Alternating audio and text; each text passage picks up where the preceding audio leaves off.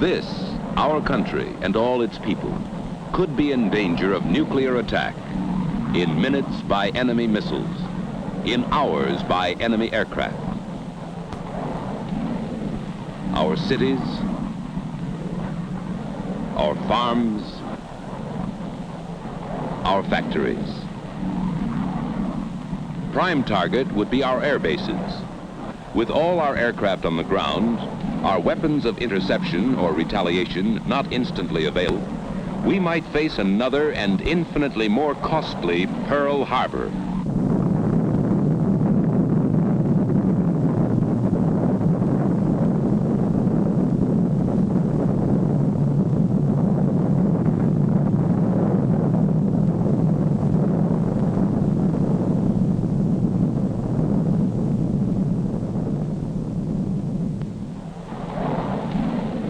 To avoid surprise disaster, some of our aircraft must always be in the sky or on the alert, carrying nuclear weapons. These weapons are always unarmed. They will be armed only following a decision by the President of the United States. Only these ready aircraft with nuclear weapons can form our first-line deterrent force in peacetime, our sure striking force in case of attack.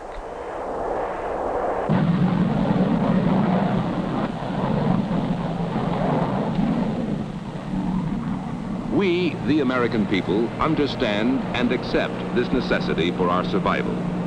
But we want to know the facts about one question. Do we live in danger of nuclear explosion and radioactive fallout if one of these airplanes should crash, or one of these nuclear weapons accidentally drop? To give you the facts, the United States Air Force presents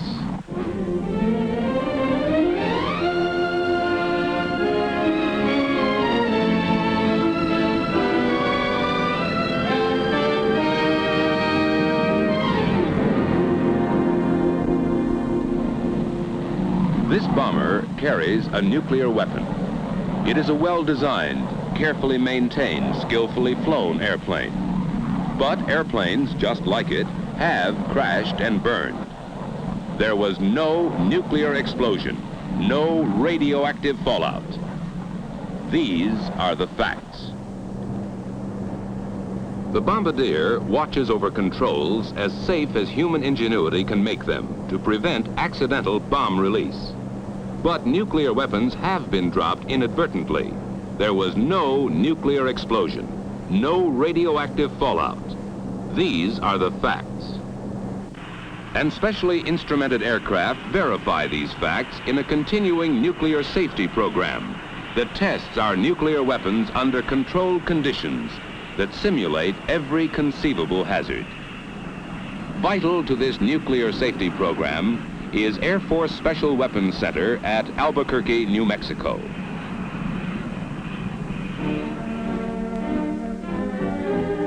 Here, in ultra-modern laboratory buildings, work scientists in and out of uniform. They work with the incredibly complex equations of nuclear physics, which derive from Einstein's famous relationship of mass to energy.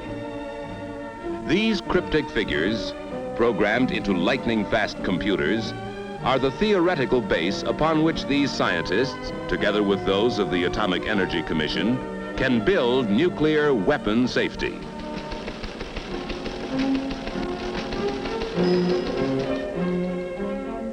By research, design development, and laboratory test, they ensure weapons not yet built against accidental nuclear explosion.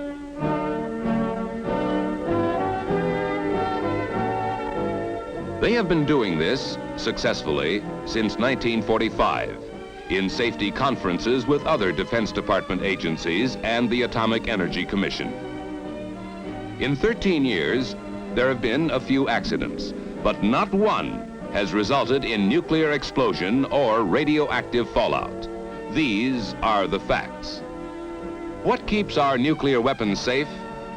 To understand why there has never been an accidental nuclear explosion, you must first know how these explosions can be produced, the general principles of nuclear explosions.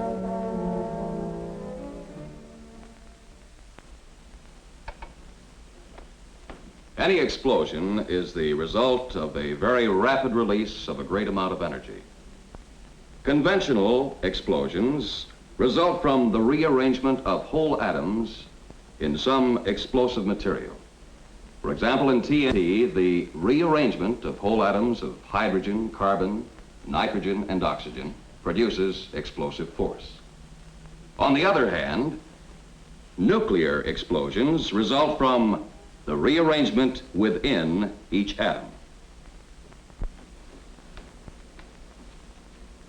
This may be a joining together or fusion, as in an H-bomb, or the splitting apart or fission, as in an A-bomb. At present, an H-bomb explosion starts with fission, so the splitting of the nucleus of the atom is the basic principle of nuclear weapons. All matter is composed of one or more of the 100-odd elements. Of these, the atoms of the metals uranium and plutonium can be most readily fissioned to cause nuclear explosion. These elements are mildly radioactive. They emit short-range, low-penetration alpha particles while in their unfissioned state. These alpha particles do not have the harmful effects of the longer range and stronger gamma rays, which are given off by certain elements such as radium or by the products of nuclear fission. The atoms of uranium and plutonium are among the heaviest. Heavy because the nucleus of each atom contains large numbers of the fundamental particles called protons and neutrons. When a free neutron hits this nucleus, it splits into two parts, releasing more neutrons which may go on to split other nuclei. The resulting fission products become highly radioactive, emitting the long-range and dangerous gamma rays. The split nucleus weighs less than the whole one, and this difference in weight is released in the form of energy, nuclear energy. After fission, harmful gamma radiation. Before fission, innocuous alpha radiation.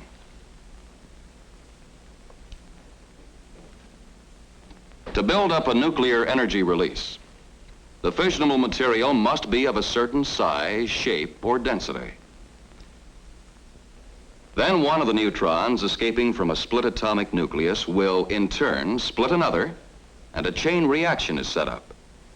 The mass is now releasing nuclear energy, but not quickly enough to cause a nuclear explosion. This condition is called critical. If the mass is now suddenly increased, so that more neutrons are trapped each time an atomic nucleus is split, a multiplying chain reaction is maintained.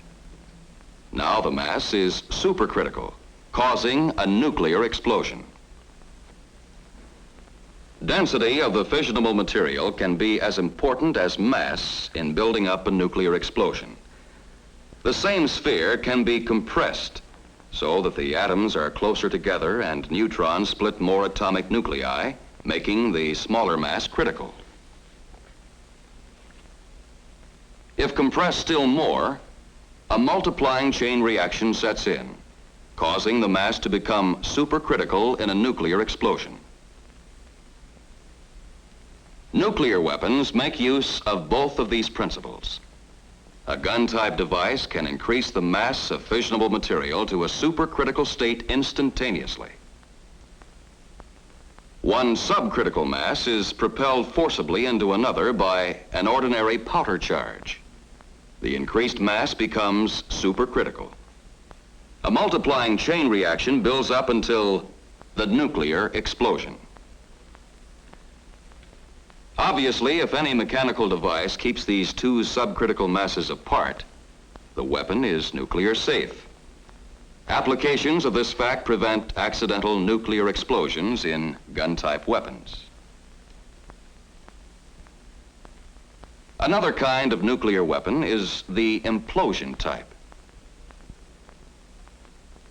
it compresses the fissionable material to greater density to make it supercritical. To do this, the sphere is enclosed by a shell of ordinary explosive designed to direct its explosive force inward. This effect is called implosion. The detonators attached to the explosive are connected to a complex firing device which can fire every detonator simultaneously. When all the explosive is detonated simultaneously, the nuclear material is compressed into a supercritical mass, which results in a nuclear explosion. Implosion-type weapons are nuclear safe because only the specially designed firing device can produce the simultaneous detonation of all the ordinary explosive, a deliberate effect possible only by the precise firing mechanism. Should a single detonator be fired accidentally, whether by malfunction, crash impact, or fire, the explosive would not provide the all-around compression necessary for implosion. Instead, it might push the nuclear material out of the shell, break it into small pieces, or even burn it. This unfissioned material emits only alpha particles because no nuclear explosion has taken place. These alpha particles do not penetrate the skin. The simplest precautions can prevent their intake into the body, and the simplest cleanup measures can remove them. So you see, each type of nuclear weapon has its own safeguards against accidental nuclear explosion. These are the facts. And they are based upon practice as well as theory.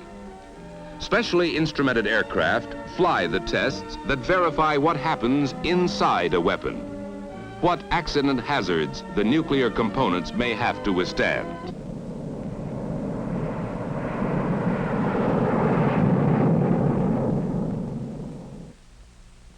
Nuclear safety is everybody's business. Although Air Force flies the test missions, scientists and technicians from the Atomic Energy Commission and other services man the test range and evaluate the findings of the elaborate instrumentation. Drop tests measure impact characteristics of various weapon types. They are made without nuclear components so that this precious material is not wasted. They supplement the detonation tests that have been made with the complete nuclear weapons.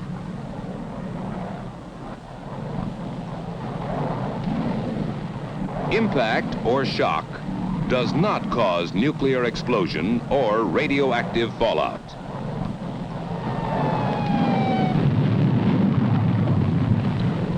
What has exploded is the ordinary explosive, which is an essential part of nuclear weapons. The ordinary explosive in a nuclear weapon can be a hazard, exactly as in a conventional bomb. Depending upon the amount and location of the explosive and the speed and height of the drop, we may experience a variety of ordinary explosions. Large ones, small ones, or none at all from impact of the bomb. Beside the hazard of impact, frequent tests are run on the hazard of fire. To learn what temperatures and pressures would be created inside a weapon by an aircraft fire, various types of bombs are subjected to a flame bath of burning fuel. Because fire would also destroy the precious nuclear material, it is replaced by instruments.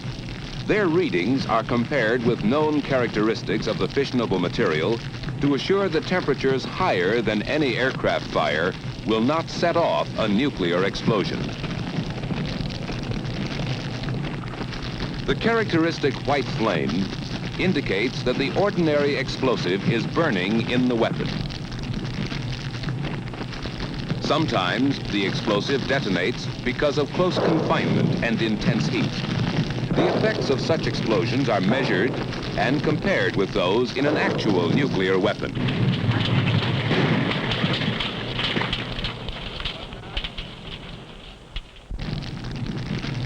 Fire and ordinary explosives do not create the conditions necessary for nuclear explosion.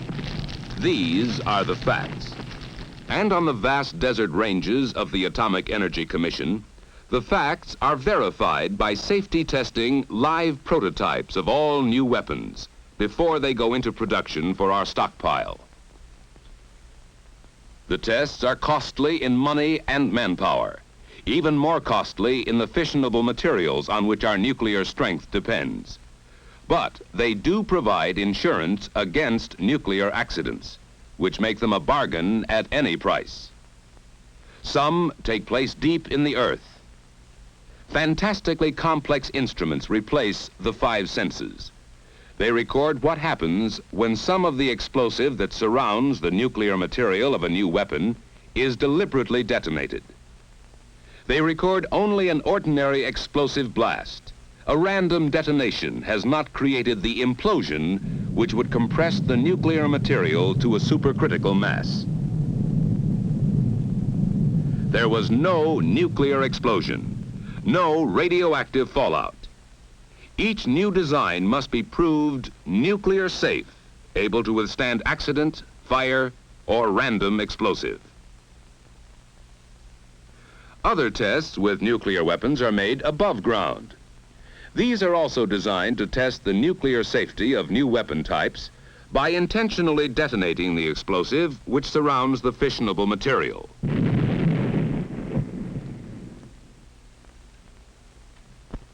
Sometimes these tests also provide data on the side effects to be expected if the fissionable material is broken up by the explosion. Air samplers and test pads are used to gauge the area, intensity, and duration of these side effects. In this way, they learn not only what does not happen when a charge is deliberately fired, but what does.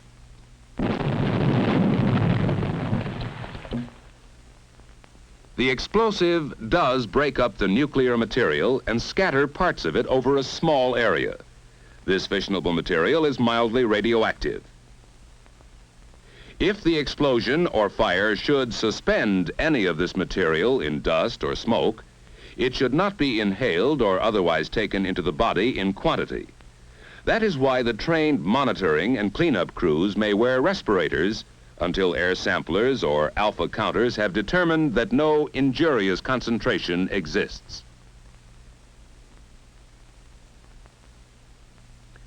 The alpha particles emitted do not penetrate skin or clothing, so this material is harmless when on the ground.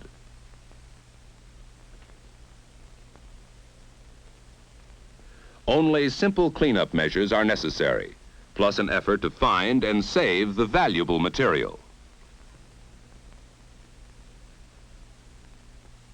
The findings from all tests set up to measure possible radiological hazard are no external radioactive hazard from material on the ground, slight radioactive hazard from prolonged inhalation of material suspended in a small area near the accident, but none from the short exposures necessary for firefighting, rescue, or cleanup of the small area involved. These are the facts. Facts that have dispelled the fearsome myths about accidents involving nuclear weapons. For anyone near an accident, whether or not the crashed airplane carries a nuclear weapon, here are the safe and simple rules. Stay away from the crash unless you are needed for rescue. Bystanders endanger themselves and hamper others. To be safe, keep at least a quarter of a mile away from any burning airplane. At this distance, you are safe from the flames, which may explode the jet fuel, from detonating explosives, and from flying debris. These are the real dangers in rescue or firefighting, as they have always been. The trained men who bear these responsibilities know how to do their job and get quickly away from all these hazards. After the emergency is over, the area is monitored for radioactive material and, if necessary, cleaned up by specially trained teams. Other specialists care for burned or undetonated pieces of ordinary explosive. Until this is done, access to any crash area is controlled to prevent accidents and speed up the work. The tests you have seen have proved the safety of our nuclear weapons program over and over again. But the grim reality is the payoff. How safe is a nuclear bomber coming in for a crash landing?